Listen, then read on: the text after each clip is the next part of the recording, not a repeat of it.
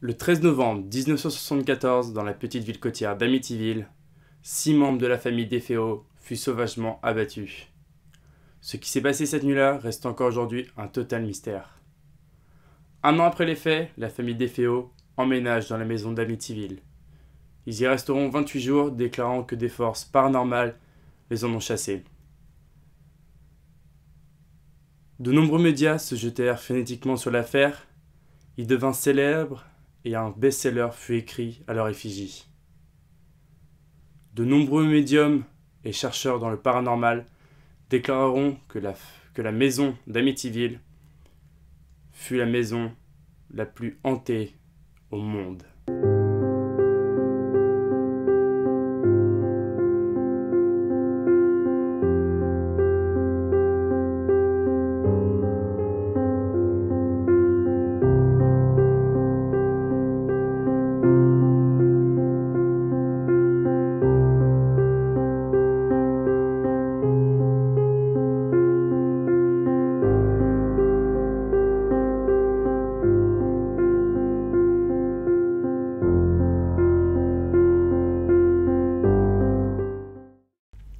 Salut à toutes et à toutes, c'est Anormal et aujourd'hui on se retrouve pour les débuts de la web-série Histoire d'horreur.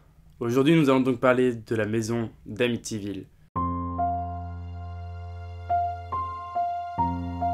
Les DeFeo. En 1965, Ronald et Louise DeFeo emménagent dans la petite ville côtière d'Amityville. Ils achetèrent une maison coloniale avec leurs 6 enfants. Le père, Ronald DeFeo, possédait une concession. La mère, Louise DeFeo, était mère au foyer. Avant de vous parler de cette histoire qui s'est passée, de ce fameux meurtre, de cette fameuse nuit, nous allons déjà parler de Ronald Jr. DeFeo, le fils aîné de la famille. Ronald Jr. DeFeo arrêta l'école à l'âge de 16 ans. Il était connu dans la ville d'Amityville pour de nombreuses affaires de drogue et de violence. Le voisinage connaissait très bien la famille DeFeo et entendait très souvent le père, Ronald Jr. DeFeo, et le fils se disputer et se battre constamment jusqu'à cette fameuse nuit du 13 novembre 1974. La nuit. Le 13 novembre 1974, alors que toute la famille dormait paisiblement, Ronald Jr. DeFeo aurait tué toute sa famille à 3h14. C'est que, en fin de journée, que la police fut avertie. Ils arrivèrent 10 minutes après être appelés et découvrir le massacre qui s'est passé dans la maison. Ronald Jr. DeFeo fut directement placé et embarqué par la police, mis chez son voisin pour sa propre sécurité. Après de nombreuses heures d'interrogatoire, la police se rendit compte très rapidement que rien ne collait avec ce que disait Ronald Jr. DeFeo et ce qui s'était passé cette nuit-là. C'est donc après de nombreuses heures que Ronald Jr. DeFeo avoua le crime. Un policier avait entendu le grand-père de Ronald lui dire tout simplement d'avouer les crimes et de tout simplement arrêter de bafouer le nom de sa famille. Ronald Jr. DeFeo déclara donc à la police que le 13 novembre 1974 à 3h15, il regardait paisiblement un film, il s'était endormi devant. Il fut réveillé tout simplement par une personne qui déclara être un démon vêtu d'une capuche noire, de gants noirs, et lui, tout simplement, tenda le fusil. Ronald Jr. DeFeo monta, chargea le fusil, et au total, 9 coups de fusil furent tirés durant la nuit.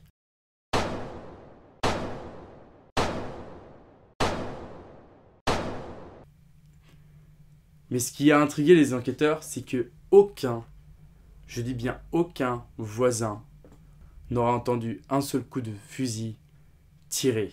De nombreuses spéculations et de théories en tout genre sur la fameuse identité de ou des personnes ou même de la chose qui aurait fait ce massacre anima les médias de tout le pays. L'enquête. Après avoir avoué son meurtre, c'est William Weber, l'un des avocats de New York, qui eut la lourde tâche de s'occuper et de défendre Ronald Jr. DeFeo. Weber plaida donc la folie pour son client et demanda à son ami, le docteur Daniel Schwartz, d'enquêter un peu plus sur Ronald Jr. DeFeo. Quand celui-ci fut appelé à la barre, il déclara une suite d'événements et des controverses qui bouleversa toute la salle et lancèrent du coup une autre enquête sur la véritable identité du ou des coupables du meurtre des DeFeo. De plus, la police s'est vite rendu compte que la famille DeFeo était mise sur surveillance policière, que donc la maison était aussi sur surveillance.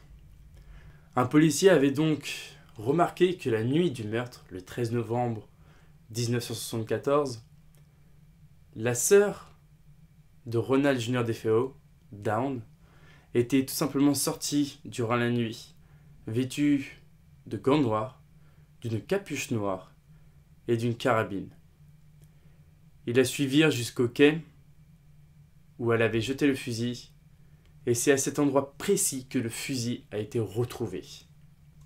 Donc quand Ronald parle d'un démon qui se serait approché de lui, vêtu d'une capuche noire, de gants noirs, et lui aurait donc donné le fusil, la police le crut directement. Mais quand il parla du démon, ils se sont rendus compte qu'au final, Ronald Jr. DeFeo, en désignant le démon, désignait tout simplement sa sœur Dawn. La théorie de Moran, l'un des journalistes, est que Ronald Jr. DeFeo et Dawn, qu'ils avaient une relation très particulière entre les deux, auraient commandité le meurtre de sa famille. Ronald, qui lui était incapable de tuer ses parents, c'est Dawn qui se serait chargé de tuer sa famille. Elle aurait donc chargé le fusil, tiré sur son père, sa mère, et dans une folie meurtrière, tua aussi ses frères et ses sœurs. Ronald, dans un moment de désarroi, aurait lui tué sa sœur Dawn, qui a été l'une des victimes qui a été le plus massacrée durant cette nuit. En effet, elle s'est pris tout simplement une balle en pleine tête.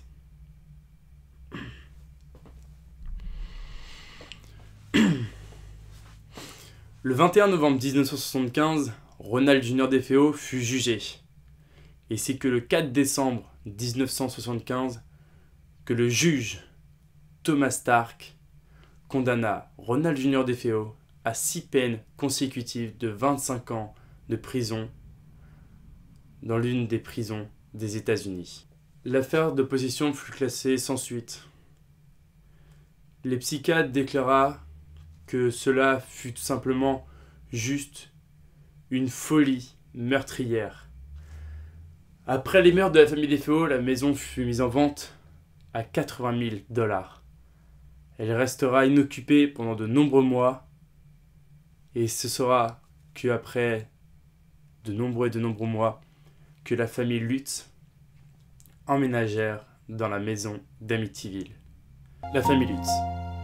George et Cathy Lutz, après avoir effectué une 50aine de visites, l'agent immobilier décida de leur montrer la maison située au 112 Ocean Avenue. La famille découvrit la maison déjà en photo et décida de la visiter. Mais avant de la visiter, l'agent décida de leur tout simplement de la raconter l'histoire de cette maison aussi. Donc, l'agent immobilier leur raconta le meurtre de la famille DeFeo. La famille, après avoir visité la maison et en avoir discuté avec ses enfants et entre eux, décida d'aménager dans la maison d'Amityville, déclarant avoir tout simplement s'être senti bien dans cette maison. Très rapidement, les choses commencent à s'aggraver. Tout d'abord, quand ils commencent à aménager la maison, leur chien qui était dehors, a voulu tout simplement sauter par-dessus la palissade. La chaîne qui était trop courte, retenu le chien. Le chien s'est tout simplement pendu et est mort même pas 24 heures après avoir emménagé dans la maison d'Amityville. L'un des amis de la famille demanda à George d'appeler un prêtre pour bénir la maison après tout ce qui s'était passé dans la maison d'Amityville. Ce qui fit très rapidement. Les premiers jours où la famille Lutz dormit dans la maison, George déclara avoir entendu des bruits. Il s'est réveillé à 3h15 chaque nuit. 3h15 est l'heure où Ronald Jr. DeFeo aurait tué toute sa famille. George déclara aussi que son alimentation, son mental, son esprit commençaient à changer. Il était de plus en plus énervé, commençait à s'énerver beaucoup contre ses enfants. Sa femme, elle, se déplaça de pièce en pièce. Et plus elle se déplaçait de pièce en pièce, plus elle se sentait mal, elle commençait à avoir des nausées de plus en plus fortes, de plus en plus abondantes. George et sa femme, Cathy, déclara avoir eu des sensations bizarres dans différentes pièces, avoir entendu des cris, avoir eu différentes odeurs, et déclara qu'une chambre au 3e étage, il y avait très souvent des mouches mortes à un certain endroit. Il déclara aussi qu'une des fenêtres de la maison s'ouvrait toute seule quand on était au milieu de la pièce. J'ai été très malade dans la maison et j'ai perdu beaucoup de poids. J'ai manqué des jours de travail. Mon hygiène personnelle a changé là-bas. Il subissait des changements de caractère. Il se mettait en colère contre ses enfants. Il se disputait avec Cathy. Il n'arrivait pas à se réchauffer. Il était constamment dehors, à couper du bois, à faire du feu. Cathy allait de pièce en pièce et elle y ressentait des choses différentes. Elle a été enlacée parce qu'elle pensait être une présence, une femme. Quand elle me l'a dit, elle avait très peur. Ça la perturbait beaucoup. Les Lutz racontèrent que des nuages de mouches infestaient certaines pièces. C'est franchement inhabituel en plein hiver. Ils devenaient aussi de plus en plus inquiets devant l'attitude de leur fille Missy. Missy a commencé à expliquer à Cathy qu'elle avait un ami, qu'il s'appelait Jody, et qu'il se présentait à elle sous la forme d'un gros cochon. Quand Jody lui a dit qu'il était content qu'elle habite ici et qu'elle y resterait pour toujours, ça a été très perturbant. Les Lutz racontent que de plus en plus de choses étranges se passaient autour d'eux. On entendait des cris la nuit, et des gens qui marchaient la nuit, et les enfants disaient des choses bizarres, et la température variait dans la maison, et on découvrait des taches sur la moquette le matin, et la porcelaine des toilettes qui devenait progressivement noire. Quand on y pense et qu'on commence à en parler, il y avait évidemment quelque chose de pas normal. Ils n'aiment toujours pas parler de ce qui est arrivé la dernière nuit, de ce qui les a finalement poussés à quitter la maison.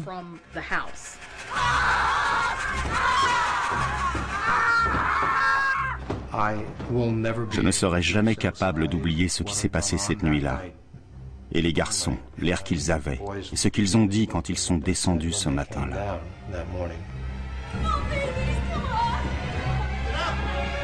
C'est donc le 14 janvier 1975 que la famille Lutz partit tôt, très tôt le matin, déclarant avoir vécu la nuit la plus horrible qu'ils eurent passée.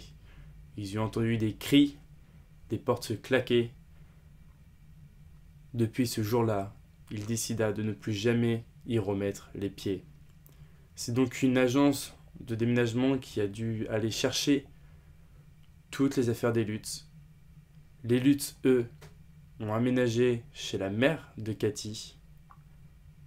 Et George décida donc de mener une enquête sur la maison d'Amityville. George fit déjà appel à un parapsychologue nommé Kaplan, qui en faisant des recherches s'est rendu compte qu'il était vampirologue.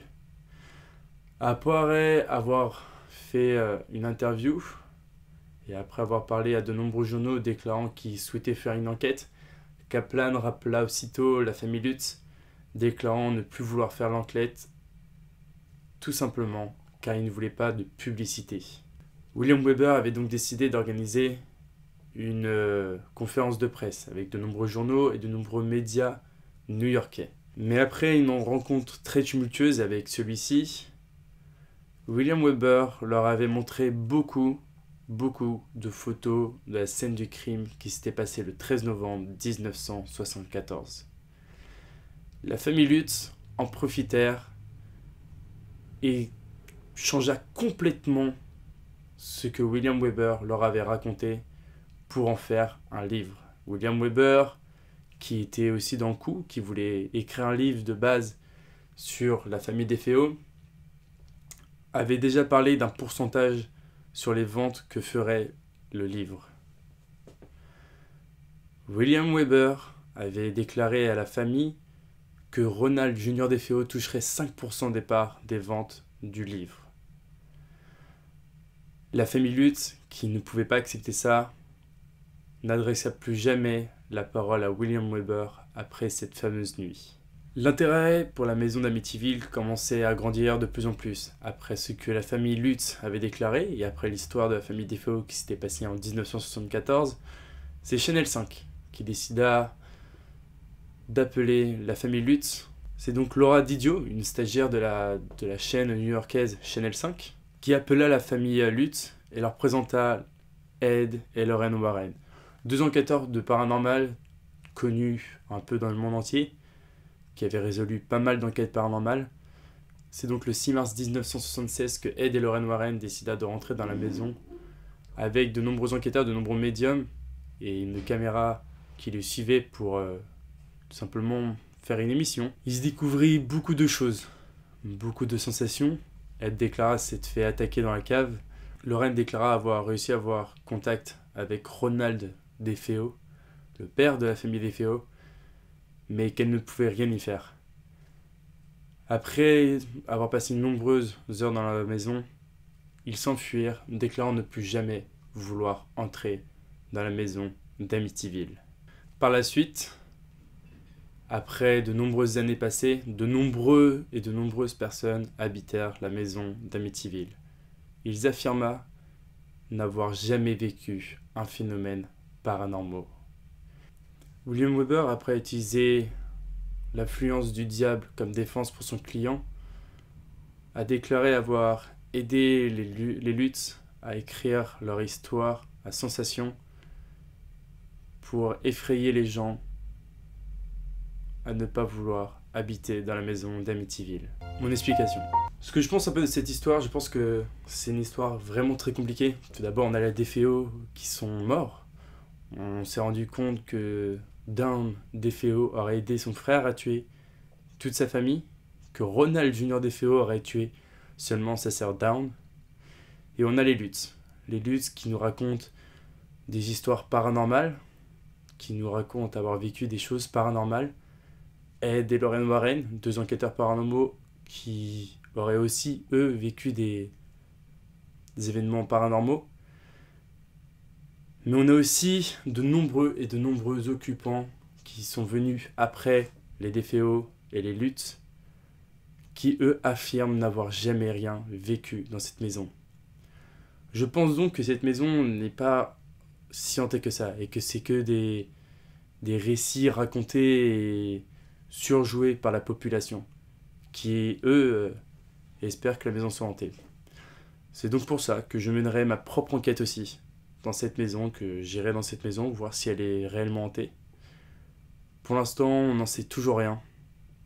On ne sait toujours pas si la maison est réellement hantée ou pas. Personne n'a réellement fait d'enquête depuis cette histoire. Je vais donc mener ma propre enquête, et l'on verra après ça. C'était tout pour cette histoire d'horreur, j'espère qu'elle vous aura plu. N'hésitez pas à vous abonner, à cliquer sur la petite cloche de notification, à partager, parce que cette histoire a été très longue. J'ai fait beaucoup de recherches. J'ai beaucoup investi dans cette vidéo, c'est la première vidéo d'histoire d'horreur, mais c'est celle qui m'a donné le plus de temps. C'est pour ça que je vous demanderai donc de partager un maximum. Et sur ce, je vous dis à la prochaine pour une prochaine histoire d'horreur.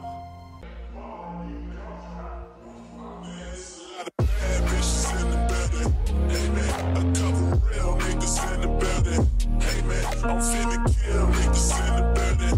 Amen. I tell her way to 50 bottles and she tell me say when and I say church. We make it.